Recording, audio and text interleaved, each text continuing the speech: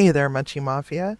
First off, we're going to be starting with our dough, and what we're going to do is we're going to raise the pH level. This is what gives ramen noodles its texture and flavor, and also color. We do that by making Sansui powder, by taking sodium bicarbonate and putting it onto a baking sheet and baking it at 350 degrees for roughly 2 hours. You want to be careful because this can aggravate your skin, so put some gloves on. Alright, we are at 2 hours now. We're taking it out of the oven. Let's talk about the difference between soda ash and sodium carbonate. There's really no real difference other than the alkalinity is much higher in the laundry version. So you want to make sure that you purchase one that is food grade, and the way you do that is by Sansui powder, which is quite expensive. This works just fine, so go for the cheaper one. The next thing that we're going to do is we're going to break down these chicken legs. The reason why I chose chicken legs is because they're damn cheap. The package cost me $5, and I really like dark meat a lot better. Just has a much better texture. So in order to not have to skim so much scum off of our stock, what we're going to do is we're going to take the skin off, or as much of it as humanly possible. So I'm just going to rippy, and we're probably going to use about 8, maybe 6 chicken legs. And then we're just going to put them in the crock pot along with 1 onion, half of a bulb of garlic, you don't even have to peel it, and 2 carrots and 3 stalks of celery. You don't have to worry about cutting them fine or anything like that. Okay, next what we're going to do is add some beef short rib. In retrospect, I wanted oxtail, but the store was out of oxtail, so I opted for this. Now, one of the things that was a little bit off-putting was that the stock at the very end was very, very greasy.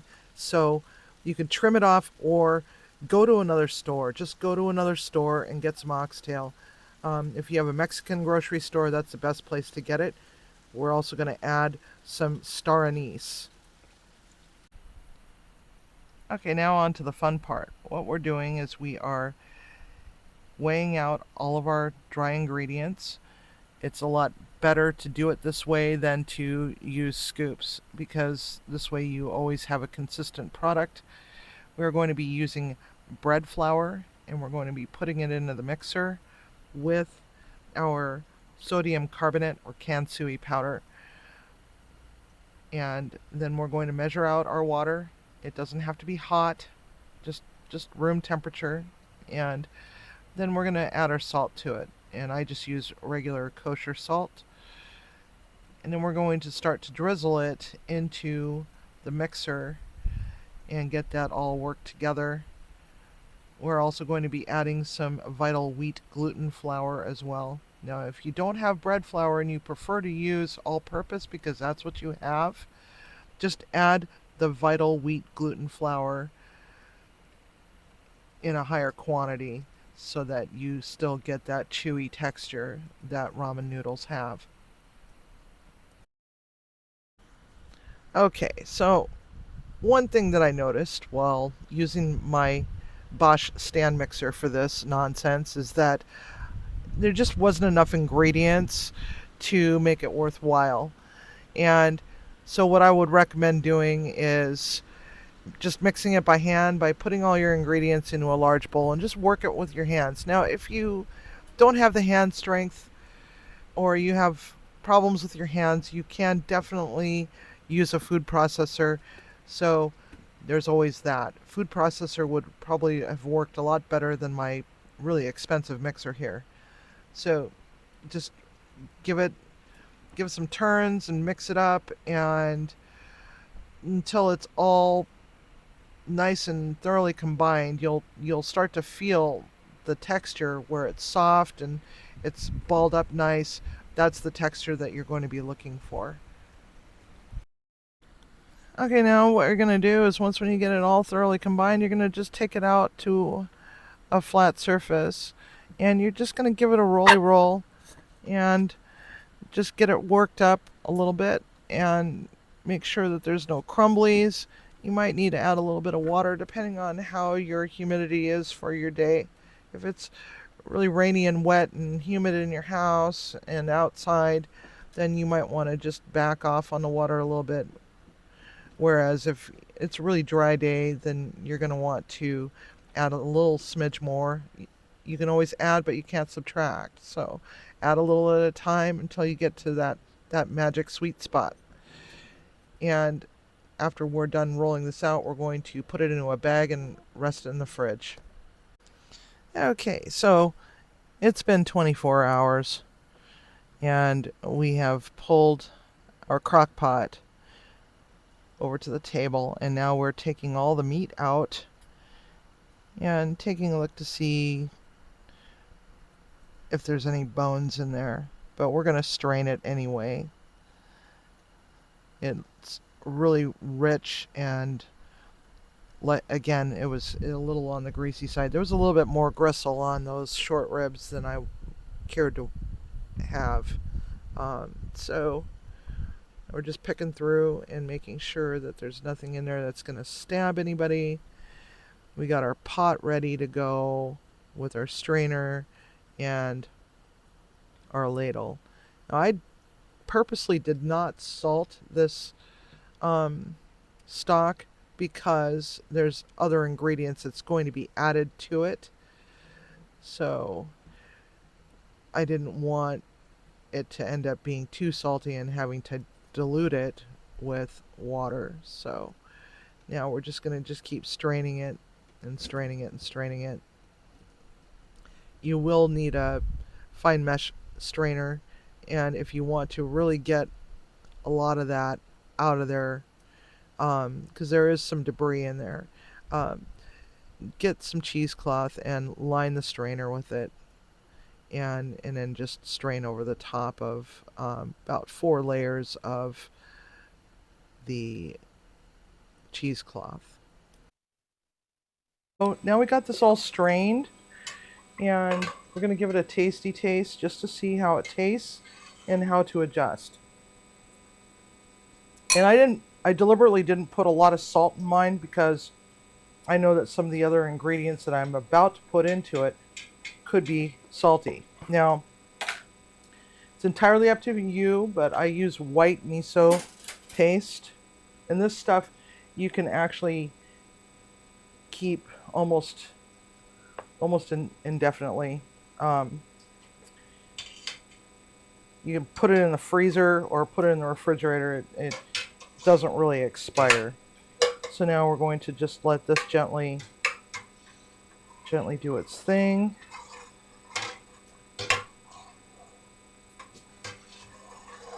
And then, of course, the Thai seasoning paste. I like this because it's got a lot of goodies in it.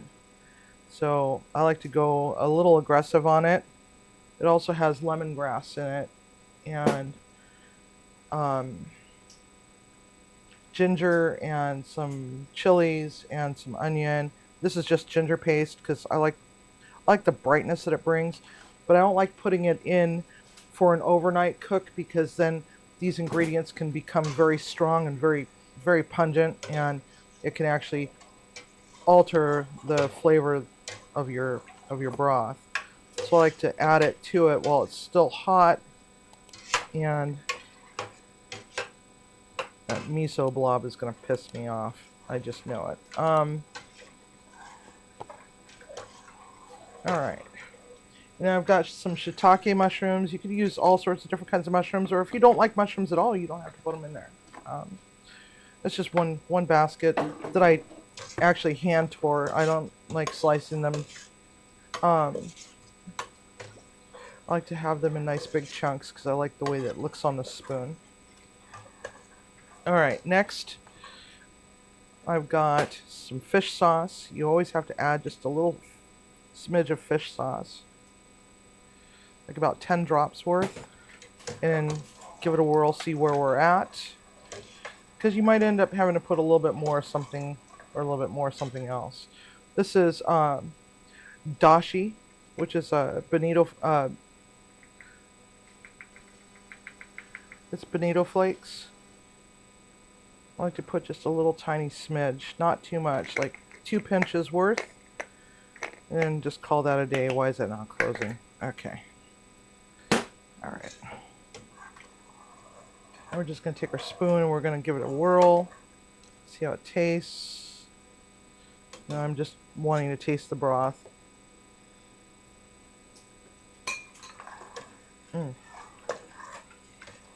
It could go for a little bit more Thai seasoning paste, in my opinion. But now we got that umami bomb in there.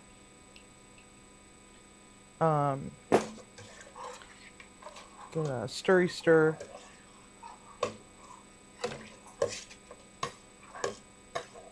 And we're going to add just a little smidge of soy sauce, which I forgot to bring. Oh, and sesame oil. Just a little tiny smidge of sesame oil. That's optional. I just like it because it imparts a nice, lightly smoky flavor and just gives it a... Oh, there it is. It just gives it a little bit of a luxurious mouthfeel. So, just a little drizzle. A little drizzle will do. And a little bit of soy sauce. Also a drizzle, because you don't want to go too overboard, because you don't know exactly what's going to happen with that white miso. Although white miso is a little more gentle. Alright. Let's give it a whirl. See where we're at, because we're going to let this simmer. Now those are not dried shiitake mushrooms. Oh my god. This is going to be so delicious. Oh, I love it. I'm probably going to want to adjust later. So we're going to put this on the stove. And we're going to turn it on to a 4 just to give it a little bit of heat. It's been going all night. Alright, let's get rid of that. And so we'll be right back. You know, one of the things that I like to do is I like to use chicken lollipops in mine, just to bulk out the meal a little bit more. You can eat it separately or stir it around in your soup. And what we're doing is we're cutting off the knob off of the drumstick, and then we're going to take the meat and we're going to kind of shove it down just a little bit and get it freed up. There's what looks like a toothpick for a second bone in the drumstick. You want to be very careful not to accidentally skewer your finger with it.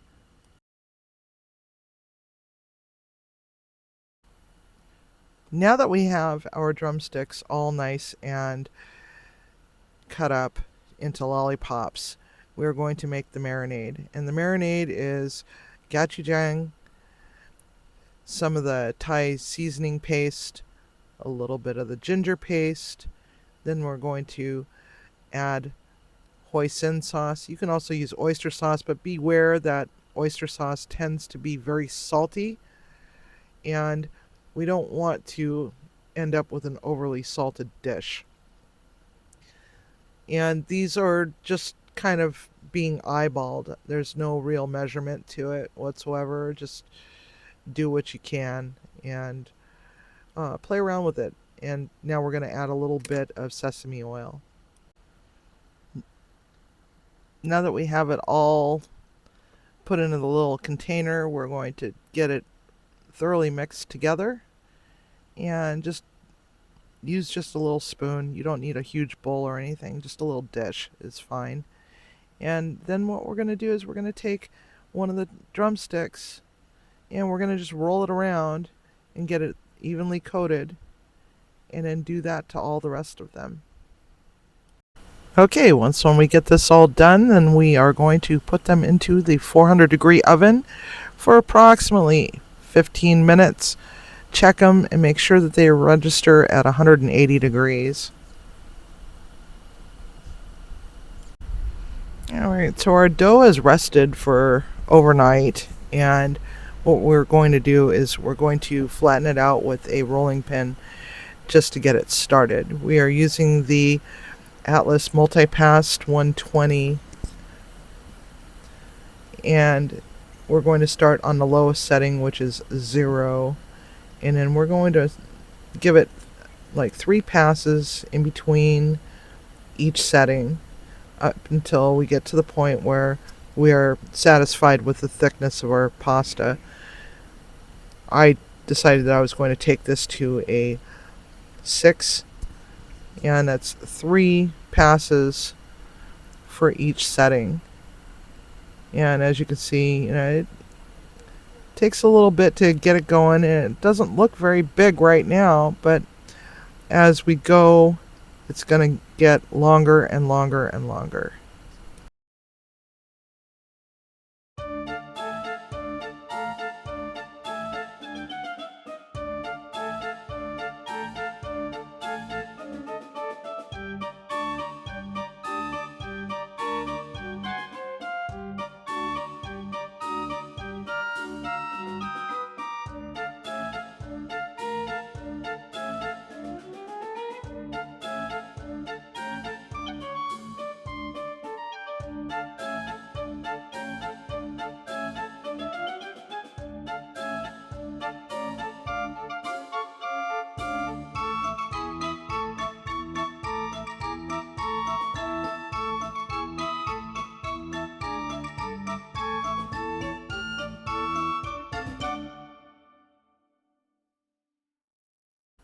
Alright, next we're going to fit the spaghetti attachment to the end of the multi-pass machine, and we're going to start making our little nests of noodles. This doesn't take very long at all.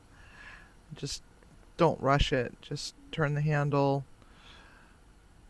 slowly, but not too slow. Now that we have our little nests, we are going to check our pot, and we have our water off to the other side that's boiling for our poached egg. So we drop the noodles in. It only takes a couple of minutes, but you want to make sure that you agitate these noodles so that they don't stick. Now, when I say a couple of minutes, I literally mean a couple of minutes. It does not take long at all to cook fresh pasta, so don't take your eyes off of it for too long. We're going to also check our chicken, see how it's doing. It's looking like it's doing okay.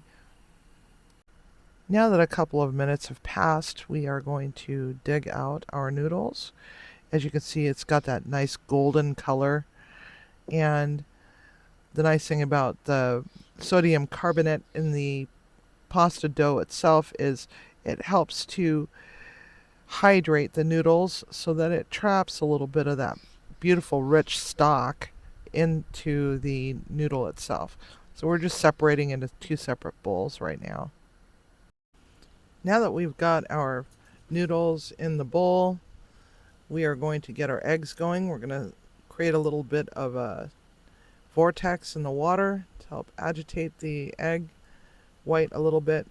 Dump it right into the ladle and then just let it go. And that's egg number 1. Then we're going to do egg number 2. And we're just going to let them do their thing. Now, the key to poaching eggs is to not agitate your water too much, and don't take your eyes off of it for too long. We want them soft poached, but you can do them so that they're a hard poach if you want. Just a couple minutes for soft, and then a few more minutes after that for a little bit harder poach. Generally, with ramen, you do soft boiled eggs, but I don't like the texture of the egg whites, so that's why I choose to do poached eggs instead. And so we're going to just ladle some broth in there into each bowl, take it over to the table, and then we're going to come over and check our eggs. Eggs could use just a little bit of time, so we're going to just kind of ruffle up the noodle a little bit, spread them out, and then we're going to add the shredded chicken and the shredded short rib to the bowl, and just little mounds just in one corner. Or if you want, you can sprinkle it all over. I don't like to add it to the broth. I like it so that you can just pick through it as you want, add as much as you want, or just take a big bite of just the meat itself.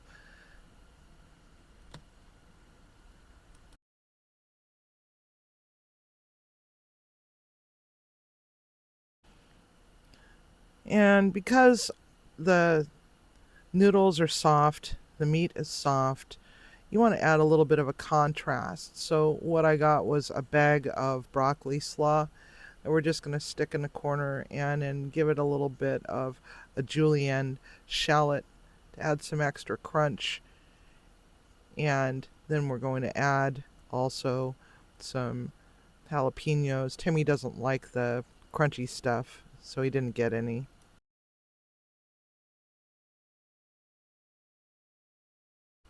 All right, so we checked the eggs. The eggs are ready.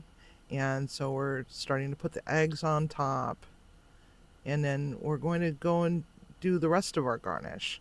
And that consists of some souffle cut green onion and some cilantro and the jalapeno, but Timmy doesn't like jalapeno, so he doesn't get any.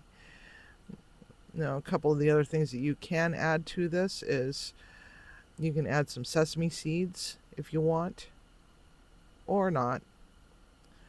You can also put other things. You can put daikon radish that's been cut into little matchsticks, some fresh carrot, but that's already in the broccoli slaw.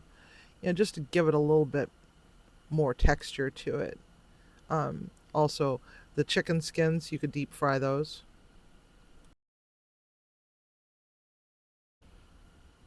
All right, so what we want to do is we want to make absolutely certain that this chicken is cooked. They are dark meat, so you do need to go a little bit higher in temperature than